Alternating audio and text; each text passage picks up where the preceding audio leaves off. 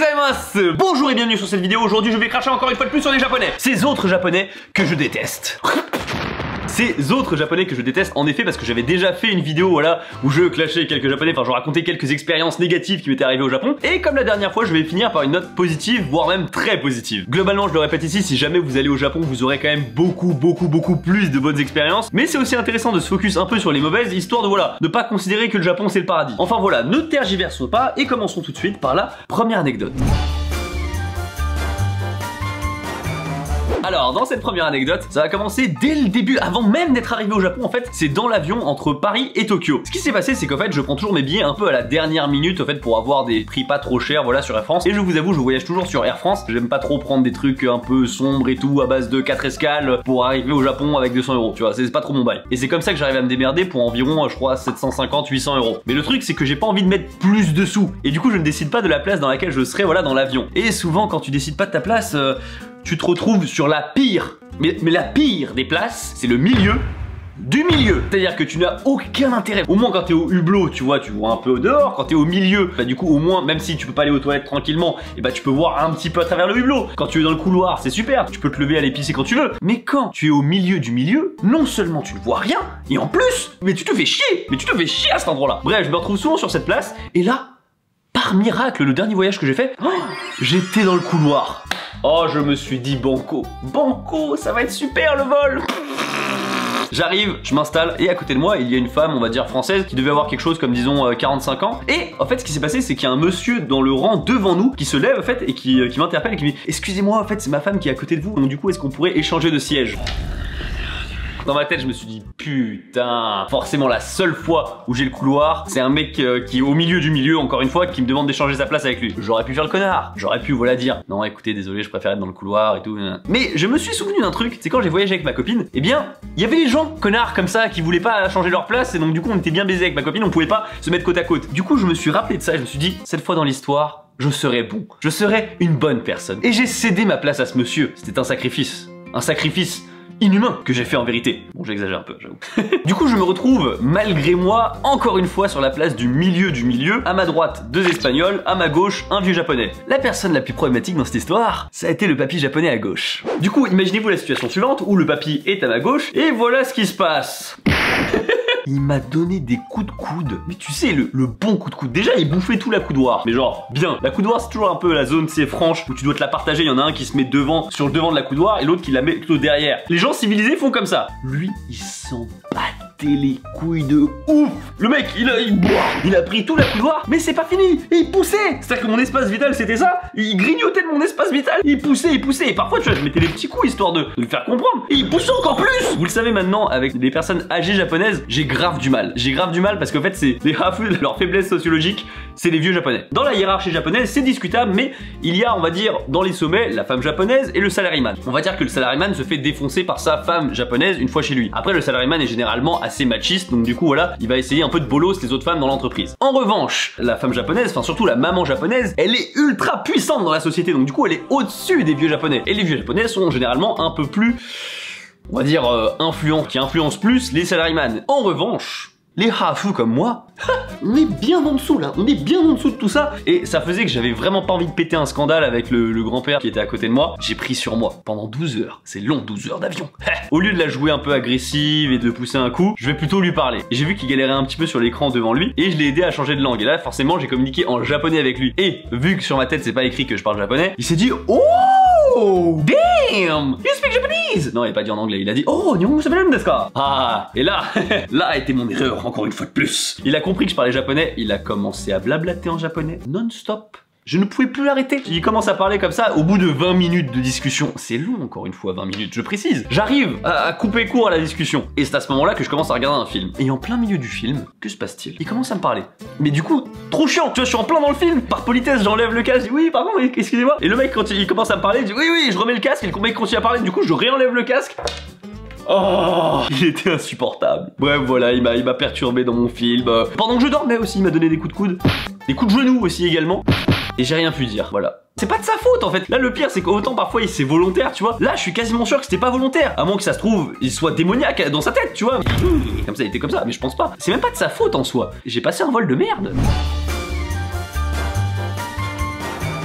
Deuxième anecdote, c'était quand j'étais avec Charles au Japon, on a décidé de visiter le Shinjuku Gyoen. Shinjuku Gyoen, qu'est-ce que c'est? C'est le parc en fait au milieu de Shinjuku, où tu payes genre, avant c'était que 200 yens, maintenant c'est 500 yens, donc l'équivalent de 4,50 € on va dire, pour visiter le parc. Et franchement, c'est un peu cher pour un parc, mais ça vaut le coup, dans le sens où c'est d'un coup super tranquille, c'est super calme, et bref, je voulais faire découvrir ça à Charles.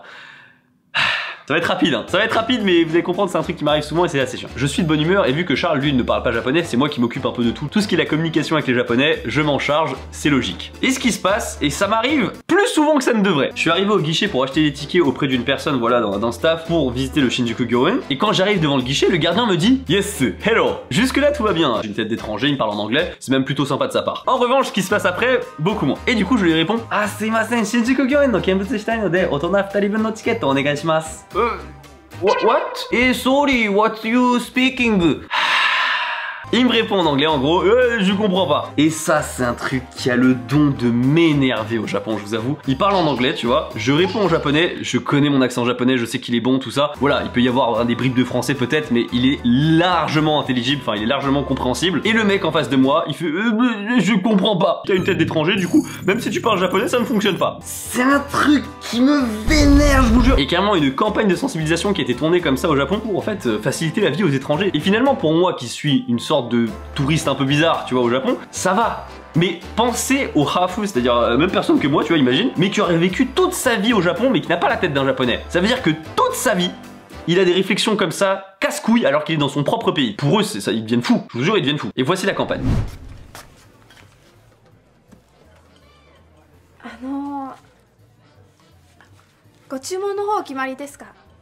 Oh, sorry, I don't speak Japanese. 彼女は日本語がわかんないんですよ。今日のおすすめは何ですか？すいません、ちょっと英語わかんないんで。でも今の日本語だったよね。そうだよね。彼らのご注文の方は。いえ、だから彼女はアメリカ人なんやって。そうそう。日本語全くわからへんねん。うん、そうだよ。お連れの方たちハンバーグですかね、やっぱり。 C'est typique ce genre de truc. En fait, il s'excuse de dire non mais je comprends pas l'anglais, mais on parle japonais, genre écoutez. Et là franchement pour vous c'est cosmique comme situation où vous dites non mais c'est exagéré, c'est pas possible, ils peuvent pas ne pas comprendre à ce point-là. Je vous jure que non, c'est pas exagéré, c'est vraiment comme ça que ça se passe. Et généralement il y a une phrase qui existe pour un peu les calmer, c'est Nihon Sodachi desu, qui veut dire je suis né au Japon, enfin j'ai vécu au Japon. Et là il se calme, il s'excuse limite. Et je voulais en parler en vidéo parce que c'est un phénomène qui arrive au Japon. Et encore une fois je le répète, moi ça me concerne, c'est pas très grave, enfin c'est voilà parce que moi j'habite pas au Japon, donc ça va. Mais pour ceux qui habitent au Japon, j'imagine que ça doit être vraiment casse-couille.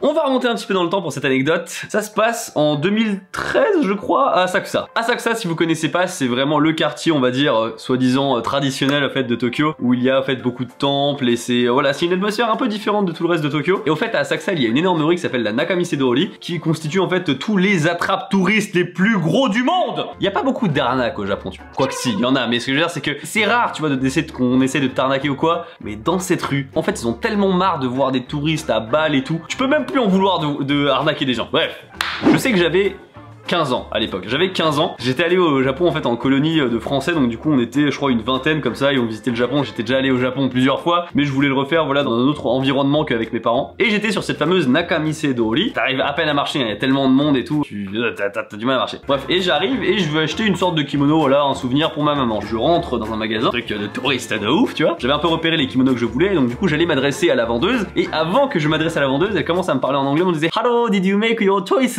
Elle m'a abordé en anglais, donc du coup par réflexe j'ai répondu en anglais et on a commencé à parler en anglais sur tout le truc. Et la vendeuse en fait, ce qui s'est passé, c'est que je sais pas, il y a une autre personne au fait au fond du magasin qui l'a appelé et qui lui a dit ouais, est-ce que tu peux venir s'il te plaît? Et elle a répondu Sono baka gaijin no kane o sugu toru kara daijoubu, sugu kuru. Cette situation délicieuse, vous voyez, où tu comprends ce qu'elle raconte alors qu'elle pense que tu ne comprends pas. Et du coup, j'ai augmenté mon charisme au maximum de ce que je pouvais avoir à 15 ans, voilà, c'est-à-dire pas énormément non plus. Et j'ai dit, ah bon, donc apparemment je suis un connard d'étranger. Oh, le visage, priceless, j'aurais dû prendre une photo, vraiment, c'était incroyable. Je prends que des japonais vidéo YouTube, bref. la meuf, elle s'est excusée de ouf. En fait, la différence quand tu parles un japonais, entre guillemets, avec un accent étranger et quand tu le parles nativement, c'est le switch. C'est-à-dire que la personne, elle comprend tout de suite qu'elle a fait une grosse bourde de ouf. Tu vois, elle commence à dire ouais, pardon, excuse-moi. Et du coup, elle essaie de, tu vois, de baisser le prix. Moi, franchement, j'allais partir, tu vois, parce que je voulais plus le truc. Et elle a fait baisser le prix, je crois, de 50% du kimono et tout. Et j'ai fini par acheter l'affaire. Donc finalement, je me suis quand même fait baiser parce que littéralement, le truc valait même pas 10% du prix. Donc je me suis quand même fait baiser dans l'histoire. Mais en même temps, c'était délicieux, cette sensation de maîtriser la situation où la personne s'écroule en face de toi, voilà, te lèche les pieds. Qu'est-ce que... Bon, bref, excusez-moi. Petit astérix, j'ai oublié de dire quelque chose. Méfiez-vous aussi dans cette rue, au fait, sur les rues juste à côté, sur les côtés extérieurs, il y a souvent des moines qui se baladent, et c'est des faux moines, en fait. Et j'ai déjà vu un faux moine demander de l'argent à un handicapé en chaise roulante. Ah, franchement, waouh, ça m'a fait mal au cœur. J'étais pas bien, je dis, le mec n'a aucune pudeur. C'était incroyable. Donc, méfiez-vous. Il y a d'autres arnaques au Japon, j'en parlerai peut-être un jour. On remonte encore dans le temps un petit peu plus, cette fois-ci je devais avoir 10-12 ans, je sais plus autour de ça. Mais finalement on s'en fiche parce que c'est pas de moi dont il s'agit dans cette histoire, c'est de mon père. Mon père qui est français, voilà, on était avec ma mère, mon père et moi-même, on était au Japon pour voyager en tant que touriste. Mon père, ça lui arrive en fait, si vous voulez, de faire des coliques néphrétiques. Si vous savez pas ce que c'est, tant mieux pour vous. Parce que si vous savez ce que c'est, ça veut dire que vous en avez déjà eu en fait. Les coliques néphrétiques en fait, c'est quand tu as un caillot, enfin ton sang en fait, tu as un taux de créatinine assez élevé et du coup tu crées des caillots dans ton sang et dans tes reins. Je l'ai déjà eu une fois et je vous jure, ça fait mal. Imaginez-vous un homme comme ça, voilà, et vous prenez une épée, vous le plantez dedans, et vous faites comme ça, au niveau du ventre, voilà, comme ça, jusqu'à ce que ça s'arrête. Ça peut prendre des heures. Je vous jure, la sensation, tu deviens fou. Et c'est une des pires douleurs en fait qui peut exister cliniquement parlant. Je crois c'est après l'accouchement qui est numéro 1, voilà, c'est le top, l'accouchement au niveau douleur. Ensuite il y a l'ulcère, le trou dans le ventre, effectivement, ça peut être très douloureux. Et au troisième, il y a la colique néphrétique. Et mon père a déclenché une crise au Japon. À 3 h du matin. Ouf, quelle erreur! En même temps, c'est pas lui qui a choisi, tu vois, j'ai envie de dire. Mais quelle erreur, mon dieu! Ma mère en panique. Oh, c'est très stressant finalement en fait de tomber malade et d'être pas bien en fait quand t'es en dehors de chez toi. Là, t'es à l'étranger. Qui plus est, la sécurité sociale. Oh, tu vois, il n'y a pas de sécurité sociale au Japon. Enfin, je crois qu'il y en a une, mais c'est bon, c'est pas aussi bien que chez nous. Bref, ma mère appelle l'ambulance. Moi, pendant ce temps-là, je dormais. Moi, on m'a raconté l'histoire, mais tu sais, genre, un jour plus tard. Enfin, le matin, en fait, je me suis réveillé, il y avait personne. Je me dis, qu'est-ce qui se passe? Pourquoi il y a personne? Et mon grand-père, à l'époque, m'a raconté la situation. Mais voilà, on revient. Ma mère appelle l'ambulance. L'ambulance arrive, tout ça, mon père. Il en peut plus. Franchement, je l'ai eu une fois la douleur, du coup maintenant je comprends à quel point c'est douloureux. Et c'est horrible, c'est horrible parce que tu peux rien faire. T'as envie de te prendre un couteau, d'ouvrir et de sortir tes reins comme ça pour dire voilà, c'est bon, il y en a plus, maintenant j'ai plus mal. Il arrive à l'hôpital. Mon père, tu vois, il a un gabarit assez... Voilà comme ça. Il a des mains, tu vois, t'as vu ma main? Imagine le double de ma main, niveau taille. Voilà. Quand il donne une baffe, tu vois, tu fais pareil Tokyo. Bref, il arrive à l'hôpital, il est un peu sur les nerfs. Bizarrement. Et ma mère essaie de s'occuper de lui, de le calmer. En même temps, elle demande, tu vois, avoir des traitements d'urgence. Lui, il voulait de la morphine pour atténuer la douleur, enfin des trucs équivalents pour, voilà, des antidouleurs, histoire que ça apaise, mais genre vraiment. Et on lui a dit, texto, au cas où votre mari est drogué et qui serait en manque, et c'est pour ça, voilà, qu'il demande des antidouleurs, on va devoir attendre 2 ou 3 heures avant de lui administrer quoi que ce soit.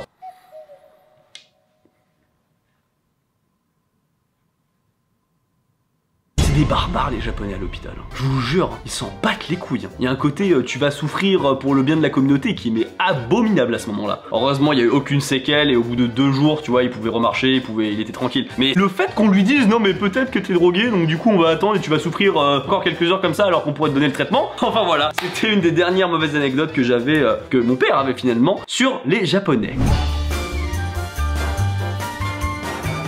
Il y a plusieurs années, mes parents et moi-même, en fait, on a rencontré une autre famille de japonais, voilà, avec un papa, une maman et une petite fille japonaise, qui a 1 an de plus que moi, je crois. Et en fait, on avait, à l'époque, on s'était rencontrés à Okinawa, au Club Med, en fait, c'était à Ishigakijima, pour tout vous dire. Et on avait vachement sympathisé, en fait, voilà, c'était mon amour d'enfance, j'en ai parlé dans une ancienne vidéo. Et on a vachement sympathisé avec cette famille, à tel point que souvent, en fait, on se retrouvait là-bas. Et puis même une fois à Tokyo, on avait fait quelques bouffes ensemble et tout. Et récemment, en fait, la mère et la fille sont venues en France pour visiter un peu. Et donc, mes parents les ont hébergés. Ma mère leur a fait visiter, en fait, la ville de Paris avec la Tour Eiffel, le métro, tout ça, voilà. Oui, le métro, c'est un truc à visiter pour un Tokyoïte. Ça vaut le détour. Et en fait, durant un repas en France, j'ai raconté l'histoire où, en fait, j'avais payé un sushi super cher. Voilà, 200 balles. J'étais vraiment pas satisfait du goût. J'en ai parlé un petit peu en vidéo, mais je veux pas trop en remettre une couche. Mais enfin, voilà. Je leur ai dit que j'étais déçu. Ils m'ont dit, ok, ni une ni deux, on va t'inviter au meilleur sushi de Tokyo.